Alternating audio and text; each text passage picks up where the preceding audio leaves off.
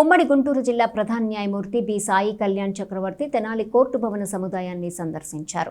Court భవనాలన్నింటినీ క్షుణ్ణంగా పరిశీలించారు. దెబ్బతిన్న భవనాలకు మరమ్మతులు చేయాలని, R&B అధికారులను ఎస్టిమేషన్ వేయాలని చెప్పారు. కోర్టుకు వచ్చేటువంటి కక్షిదారులకు సౌకర్యాలు ఉన్నాయా, ఇంకా మెరుగైన సౌకర్యాలు ఏం చేయాలి అని అడిగి తెలుసుకున్నారు. న్యాయవాదులకి విశ్రాంతి బిల్డింగ్ లేనందున న్యాయవాదుల తరపున బార్ అసోసియేషన్ అధ్యక్షులు విజ్ఞాపన పత్రాన్ని ప్రధాన న్యాయమూర్తికి అందించారు. దాన్ని కూడా వారు పరిశీలించి త్వరలో నేను న్యాయం చేస్తానని చెప్పారు. అలాగే జడ్జీల క్వార్టర్స్ను కూడా ఆయన పరిశీలించారు.